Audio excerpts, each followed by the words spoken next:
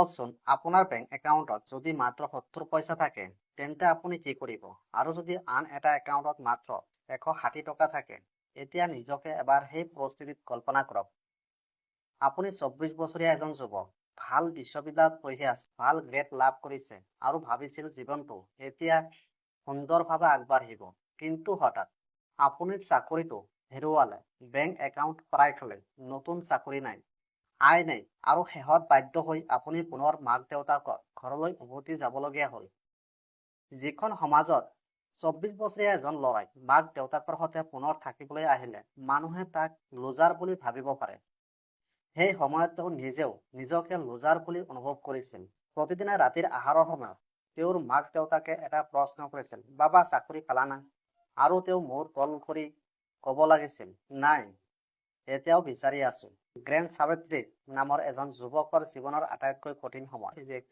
কিন্তু তেওঁ নাজানিছিল এই পৰাজয় এদিন তেওঁৰ জীৱনৰ আটাইতকৈ ডাঙৰ টাৰ্নিং পইণ্ট হৈ পৰিব আৰু যিজন মানুহে এদিন বেংক একাউণ্টত মাত্ৰ কেইটামান টকা লৈ বহি আছিল তেওঁই পিছলৈ ফাইনেন্সিয়েল ফ্ৰীডম সম্পৰ্কে বিশ্বজুৰি চৰ্চিত হৈ পৰিব আজিৰ এই ভিডিঅ'ত আমি জানিম কেনেকৈ এজন সম্পূৰ্ণ ভাঙি পৰা যুৱকে নিজৰ জীৱন সলনি কৰিলে কেনেকৈ তেওঁ ফাইনেন্সিয়েল ফ্ৰীডমৰ পৰা নিজৰ লক্ষ্য নিৰ্ধাৰণ কৰিলে আৰু ফাইনেন্সিয়েল ফ্ৰীডম লাভ কৰা সেই 7টা ষ্টেজ কি এই সকলোবোৰ এই ভিডিঅ'ত আলোচনা কৰিম যেহেতু পলম নকৰাকৈ ভিডিঅ'টো আৰম্ভ কৰোঁ ভিডিঅ'টো আৰম্ভ কৰাৰ আগতে আপোনাক এটা ৰিকুৱেষ্ট কৰোঁ যে আপুনি যদি মোৰ এই চেনেলত নতুন হয় তেনেহ'লে চেনেলটি ছাবস্ক্ৰাইব কৰি ৰাখিব চেপ্টাৰ 1 যেতিয়া সকলো শেষ যেন লাগিছিল চাকৰি হেৰুৱাৰ পিছত গ্ৰেণ্টেৰ জীৱন যেন একেবাৰে থমকি ৰৈছিল তেওঁ প্ৰায় 200টাতকৈ অধিক কোম্পানীত নিজৰ ৰিজ্যুম পঠিয়াইছিল দিনৰ পিছত দিন সপ্তাহৰ পিছত সপ্তাহ কিন্তু কোনো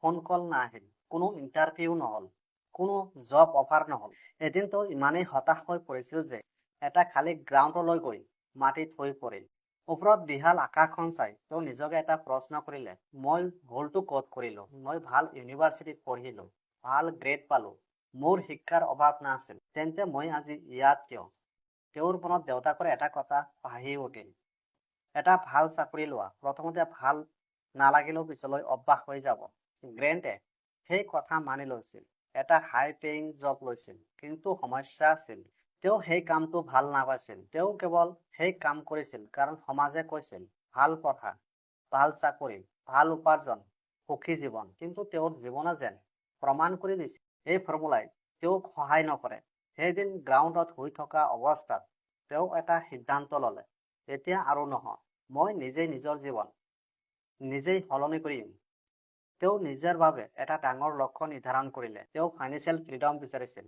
তেওঁৰ লক্ষ্য আছিল নিজৰ জীৱন চলাবলৈ আৰু কেতিয়াও টকাৰ বাবে বাধ্য হৈ কাম কৰিব নালাগে কিন্তু লক্ষ্য ডাঙৰ আছিল কিন্তু পথ সৰু আছিল এতিয়াও যেন অন্ধকাৰ লাগে চেপ্টাৰ নম্বৰ 2 শূন্যৰ পৰা আৰম্ভ গ্ৰেণ্টে হাৰ নামানিলে আগন্তুক কেইবছৰমান তেওঁ নিজৰ জীৱনটো সম্পূৰ্ণৰূপে সলনি কৰিবলৈ চেষ্টা কৰিলে তেওঁ পাৰ্চনেল ফাইনেন্সৰ কিতাপ পঢ়িবলৈ আৰম্ভ কৰিলে money management saving investing business income আৰু ৱেল্থ ক্ৰিয়েশ্যন যিমান সময় আছিল তেওঁ সকলো শিকিবলৈ চেষ্টা কৰিলে ইয়াৰ মাজতে তেওঁ বিভিন্ন চাকৰি কৰিলে সৰু চাকৰিৰ পৰা আৰম্ভ কৰি ভাল চাকৰিলৈকে কিন্তু তেওঁ কেৱল চাকৰিৰ ওপৰত নিৰ্ভৰ কৰি নাথাকিল তেওঁ নিজৰ বিজনেছ আৰম্ভ কৰাৰ চেষ্টা কৰিলে কেতিয়াবা সফল হ'ল কেতিয়াবা ব্যৰ্থ হ'ল কেতিয়াবা লাভ হ'ল কেতিয়াবা লোকচান হ'ল কিন্তু এটা বস্তু তেওঁ কেতিয়াও কৰা নাছিল সেই বস্তুটো হ'ল তেওঁ হাৰ মনা নাছিল আৰু এই সকলোবোৰৰ ফলত কেইবছৰমান ভিতৰতে তেওঁৰ ফাইনেন্সিয়েল চিটুৱেশ্যন সম্পূৰ্ণৰূপে সলনি হ'ল যিজন মানুহে এদিন নিজৰ মাক দেউতাকৰ ওপৰত নিৰ্ভৰ কৰিবলগীয়া হৈছিল তেওঁ পিছলৈ ফাইনেন্সিয়েল ফ্ৰীডমৰ দিশে আগবাঢ়িবলৈ সক্ষম হ'ল তেওঁ নিজৰ অভিজ্ঞতাবোৰ পিছলৈ এখন কিতাপত লিখিলে financial freedom a proven paid to all the money you will ever need আৰু এই কিতাপখনৰ জৰিয়তে তেওঁ এটা গুৰুত্বপূৰ্ণ মেছেজ দিলে ফাইনেন্সিয়েল ফ্ৰীডম কেৱল ধনী মানুহৰ বাবে নহয় সঠিক ষ্ট্ৰেটেজি আৰু দীঘলীয়া সময় ডিচিপ্লিন থাকিলে সাধাৰণ মানুহও নিজৰ ফাইনেন্সিয়েল লাইফ সলনি কৰিব পাৰে চেপ্টাৰ 3 ফাইনেন্সিয়েল ফ্ৰীডমৰ 7টা ষ্টেজ গ্ৰেণ্ড ছবিটাৰ মতে ফাইনেন্সিয়েল ফ্ৰীডম এটা একেবাৰে একেদিনতে লাভ কৰা বস্তু নহয় ই এটা জাৰ্নি আৰু এই জাৰ্নিৰ 7টা গুৰুত্বপূৰ্ণ ষ্টেজ আছে ষ্টেজ 1 ক্লেৰিটি প্ৰথম ষ্টেজ হ'ল ক্লেৰিটি আপুনি প্ৰথমে জানিব লাগিব আপুনি আচলতে কিমান টকা বিচাৰে। ধৰি লওক আপোনাৰ মাহিলী খৰচ 50,000 টকা, অৰ্থাৎ বছৰত আপোনাৰ খৰচ প্ৰায় 6 লাখ টকা। এতিয়া প্ৰশ্ন হ'ল, আপুনি কিমান টকা জমা কৰিলে বা ইনভেষ্ট কৰিলে? আপুনি কাম নকৰাকৈ নিজৰ জীৱন চলাব পাৰিবনে?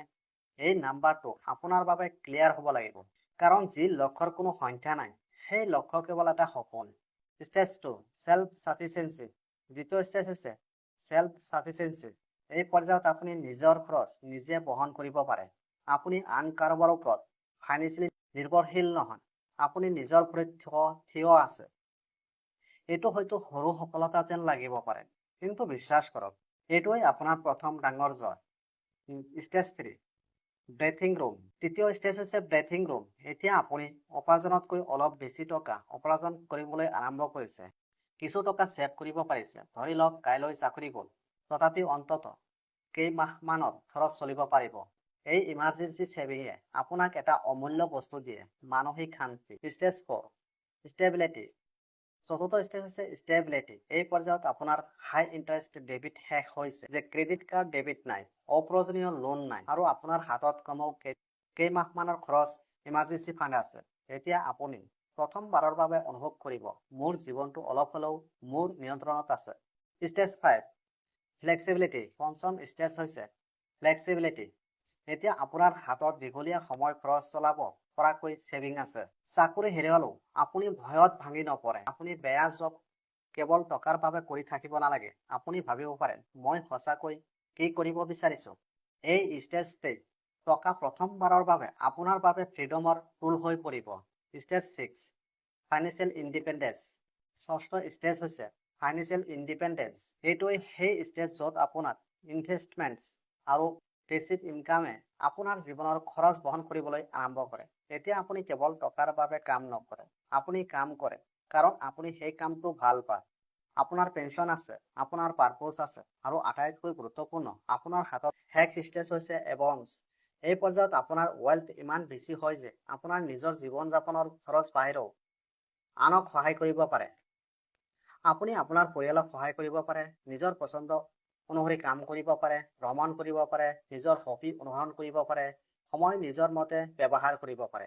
আৰু তেতিয়া আপুনি উপলব্ধ কৰিব, ধন সম্পত্তিৰ প্ৰকৃত মূল্য বস্তু কিনাত নহয়, নিজৰ সময় কিনিব পৰাত। Chapter 4, financial freedom. লাভ কৰিবলৈ 5টা মাইণ্ডছেট। কিন্তু এতিয়াৰ এটা ডাঙৰ প্ৰশ্ন, এই ষ্টেজবোৰ পাৰ হ'ব কেনেকৈ? ইয়াৰ বাবে ব্ৰেইনে কিছুমান পাৱাৰ অফ থিংকিং আছে। Time is more valuable than money. টকা পুনৰ উপাৰ্জন কৰিব পাৰি, কিন্তু সময় নোৱাৰি। সময় এবাৰ পাৰ হৈ গ'লে সেই সময় কেতিয়াও ঘূৰি নাহে। সেয়েহে নিজৰ সময়ৰ ভেলু বুজক। যি কাম আন কোনোবাই কম খৰচত কৰি দিব পাৰে, আৰু সেই সময়খিনি আপুনি অধিক ইনকাম সৃষ্টি বা নিজৰ গ'লত ব্যৱহাৰ কৰিব পাৰে, তেন্তে সেই সিদ্ধান্তটো ভাবি চাব পাৰে। কাৰণ আপোনাৰ জীৱনৰ আটাইতকৈ মূল্যৱান এছেট আপোনাৰ সময়। ন' ইয়ৰ নাম্বাৰ। আপোনাৰ ফাইনেন্সিয়েল ফ্ৰীডম নাম্বাৰ কিমান? এই নাম্বাৰটো জানক। কিছুমান মানুহে 25x ৰুল ব্যৱহাৰ কৰে, অৰ্থাৎ বছৰৰ খৰচ প্ৰায় 25 গুণ সম্পদ থাকিলে ৰিটায়াৰমেণ্ট বা ফাইনেন্সিয়েল ইণ্ডিপেণ্ডেন্সৰ এটা আনুমানিক লক্ষ্য নিৰ্ধাৰণ কৰিব পাৰে। উদাহৰণস্বৰূপে, যদি আপোনাৰ বছৰৰ খৰচ 12 লাখ টকা হয়, তেন্তে 25 গুণ কৰিলে হয় 3 কোটি। কিন্তু মনত ৰাখিব, এইটো কোনো গ্যাৰাণ্টি নহয়। ইনফ্লেশ্যন, টেক্স, ইনভেষ্টমেণ্ট ৰিটাৰ্ণ আৰু মাৰ্কেট ৰিস্ক সকলো বিবেচনা কৰিব লাগে। কিন্তু এটা কথা নিশ্চিত যে আপোনাৰ নাম্বাৰ ক্লিয়াৰ হ'লে আপোনাৰ ডাইৰেকশ্যনো ক্লিয়াৰ হয়। Number 3, understand the power of compounding. Compounding হৈছে ৱেলথ ক্ৰিয়েশ্যনৰ অন্যতম শক্তিশালী অস্ত্ৰ। আপুনি আজি ছেভ কৰা 1000 টকা হয়তো সৰু যেন লাগিব পাৰে, কিন্তু যদি সেই টকাৰ সময়ৰ সৈতে ইনভেষ্ট হৈ থাকে আৰু তাৰ ওপৰত পুনৰ ৰিটাৰ্ণ আহি থাকে, তেন্তে সময়ৰ সৈতে সেই টকাৰ মূল্য বহুগুণ বৃদ্ধি পাব পাৰে। সেয়েহে আৰম্ভ কৰিবলৈ সঠিক সময় বিচাৰি নাথাকিব। আপুনি যিমান সোনকালে আৰম্ভ কৰিব, সময় সিমানেই আপোনাৰ পক্ষত কাম কৰিব। Number 4, build multiple source of income. কেৱল এটা ইনকাম চ'ৰ্চৰ ওপৰত নিৰ্ভৰ কৰি থাকিব নালাগে। আপোনাৰ মূল্য জব থাকিব পাৰে, তাৰ লগতে freelancing, content creation, consulting, digital products, simple business বা আপোনাৰ স্কিলৰ ওপৰত ভিত্তি কৰি ছাইড ইনকাম সৃষ্টি কৰিব পাৰে। কিন্তু এটা কথা মনত ৰাখিব, ছাইড ইনকাম মানে কুইক মানি নহয়। ইয়াৰ বাবে স্কিল, সময় আৰু ধৈৰ্যৰ প্ৰয়োজন। Number 5, learn the art of selling. আপুনি বিজনেছ কৰক বা জব, চেলিং স্কিল আপোনাৰ জীৱনত বহু কামত আহিব পাৰে। আপুনি নিজৰ আইডিয়া বিক্ৰী কৰিব লাগিব, নিজৰ স্কিল বিক্ৰী কৰিব লাগিব, নিজৰ প্ৰডাক্ট বিক্ৰী কৰিব লাগিব আৰু কেতিয়াবা নিজৰ ভেলু আনৰ ওপৰত প্ৰকাশ কৰিব লাগিব। সেয়েহে কম্পাউণ্ডিং আৰু চেলছ শিকক। কাৰণ আপুনি যিমানেই ভাল স্কিল জানক, যদি মানুহে আপোনাৰ ভেলু নাজানে, তেন্তে সেই স্কিলৰ পৰা ইনকাম সৃষ্টি কৰাটো কঠিন হ'ব পাৰে। চেপ্টাৰ 5, আপোনাৰ ফাইনেন্সিয়েল ফ্ৰীডম জাৰ্নি। এতিয়া এটা কথা মনত ৰাখিব, আপোনাৰ বেংক একাউণ্টত আজি কিমান টকা আছে সেইটো আপোনাৰ সম্পূৰ্ণ পৰিচয় নহয়। আপুনি আজি ডেবিটত থাকিব পাৰে, আপুনি আজি চাকৰি বিচাৰি থাকিব পাৰে, আপুনি আজি মাক দেউতাকৰ ওপৰত নিৰ্ভৰ কৰি থাকিব পাৰে, কিন্তু তাৰ অৰ্থ এইটোৱেই নহয় যে আপুনি সদায় তেনেকৈয়ে থাকিব লাগিব। গ্ৰেণ্টাৰ কাহিনী আটাইতকৈ ডাঙৰ শিক্ষা টকা নহয়, আটাইতকৈ ডাঙৰ শিক্ষা হ'ল আপুনি য'তেই থাকক তাৰ পৰা আৰম্ভ কৰিব পাৰে। সৰু লক্ষ্য নিৰ্ধাৰণ কৰক, খৰচ নিয়ন্ত্ৰণ কৰক, ইমাৰ্জেঞ্চি ফাণ্ড কৰক, ডেবিট কমাওক, নতুন স্কিল শিকক আৰু দীঘলীয়া সময়ৰ বাবে ইনভেষ্ট কৰাৰ কথা ভাবক।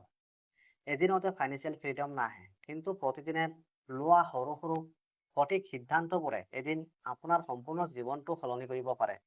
এদিন গ্ৰেণ্টাৰ বেংক একাউণ্টত মাত্ৰ কেইটামান টকা আছিল। তেওঁ চাকৰি হেৰুৱাইছিল, মানসিকভাৱে ভাঙি পৰিছিল, নিজকে ফেলিয়াৰ বুলি ভাবিছিল। কিন্তু তেওঁ এটা কথা বুজি পাইছিল, মোৰ বৰ্তমান অৱস্থা মোৰ ভৱিষ্যত নিৰ্ধাৰণ নকৰে। আৰু হয়তো আপোনাৰ বাবেও এইটোৱেই আজিৰ আটাইতকৈ গুৰুত্বপূৰ্ণ মেছেজ।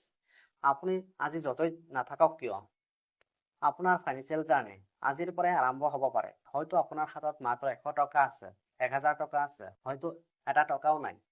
কিন্তু আৰম্ভণিটো ডাঙৰ হ'ব লাগিব বুলি কোনো কথা নাই। সৰু সৰু পদক্ষেপে এদিন ডাঙৰ পৰিৱৰ্তন আনে। মনত ৰাখিব, টকা উপাৰ্জন কৰাটো ফাইনেন্সিয়েল ফ্ৰীডম নহয়, নিজৰ সময়ৰ ওপৰত নিয়ন্ত্ৰণ লাভ কৰাটো প্ৰকৃত ফ্ৰীডম। যদি আপুনি আজিৰ এই কাহিনীৰ পৰা কিবা এটা শিকিলে, তেন্তে ভিডিঅ'টোত এটা লাইক কৰক, চেনেলটো ছাবস্ক্ৰাইব কৰক আৰু কমেণ্ট কৰি জনাওক আপোনাৰ ফাইনেন্সিয়েল ফ্ৰীডম নাম্বাৰ কিমান। হয়তো আজি আপুনি কেৱল এটা নম্বৰ লিখিব, কিন্তু কাইলৈ সেই নম্বৰটোৱে আপোনাৰ জীৱনত আটাইতকৈ ডাঙৰ গ'ল হৈ পৰিব পাৰে। মনত ৰাখিব, আপোনাৰ ফাইনেন্সিয়েল ফ্ৰীডম জাৰ্নিৰ বা আটাইতকৈ ভাল দিনটো কাইলৈ নহয়, আজি। ধন্যবাদ। পুনৰ লগ পাম পৰৱৰ্তী নতুন কাহিনী।